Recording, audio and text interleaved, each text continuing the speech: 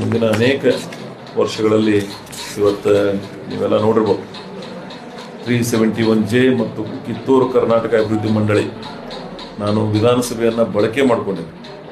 ಯಾವುದು ಉತ್ತರ ಕರ್ನಾಟಕದ ಚರ್ಚೆ ನಡೀತಕ್ಕಂಥ ಬೆಳಗಾವಿ ಅಧಿವೇಶನ ಇತ್ತು. ನಾನು ಮಾಡೋ ಪದ್ಧತಿಯಿಂದ ಸರ್ಕಾರಕ್ಕೆ ಒತ್ತಾಯವನ್ನು ಮಾಡಿದ್ದೇವೆ. ನೀವು ನಮ್ಮನ್ನು ಆರ್ಟಿಕಲ್ 371 ಆಗಿರ್ತೀವಿ ಈಗ ನೋಡ್ತೀನಿ. ಅಲ್ಲಿ KKRDB ನಿನ್ನೆ ಹೋಗಿದ್ದೆ ನಾನು 2 ದಿವಸ ಆ ಬೆಲ್ಟದಾಗಿದ್ದೀನಿ.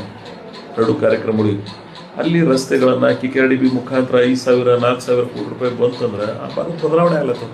ಹಾಗೆ ನೀವು ನಮ್ಗೆ ಆರ್ಟಿಕಲ್ 371 ಒಯ್ಯಿರಿ, ಇಲ್ಲಾಂದ್ರೆ ಕಿತ್ತೂರು ಅಭಿವೃದ್ಧಿ ಮಂಡಳಿ ಈ ಕಿತ್ತೂರು ಕರ್ನಾಟಕ ಅಭಿವೃದ್ಧಿ ಮಂಡಳಿ ಅನ್ನೋದು ಮಾಡಿ ನಮಗೆ ಡೆವಲಪ್ಮೆಂಟ್ಗೆ ಅವಕಾಶ ಮಾಡಿಕೊಡ್ರಿ ಅಂತೇಳಿ ನಾನು ವಿಧಾನಸಭೆಯಲ್ಲೂ ಪ್ರತಿಪಾದನೆ ಮಾಡಿನು.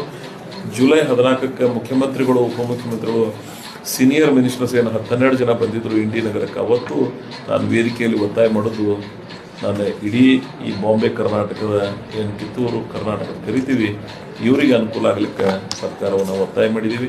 ನಮ್ಮ ಕಾನ್ಸ್ಟಿಟ್ಯೂನ್ಸಿ ಡೆವಲಪ್ಮೆಂಟ್ ಮುಗಿಸಿದ್ದೀವಿ ನಾವು. ನಾನು ಈ ಜಿಲ್ಲೆಯನ್ನು, ಈ ವಿಭಾಗವನ್ನು, ಉತ್ತರ ಕರ್ನಾಟಕವನ್ನು ಗುರಿಯಾಗಿಟ್ಟು ಅನೇಕ ಯೋಜನೆಗಳನ್ನು ಸರ್ಕಾರದಲ್ಲಿ ಒತ್ತಾಯ ಮಾಡ್ತಕ್ಕಂಥ ಪ್ರಯತ್ನ ನಾವೆಲ್ಲ ಕೂಡಿ ಮಾಡ್ತಾ ಇದ್ದೀವಿ.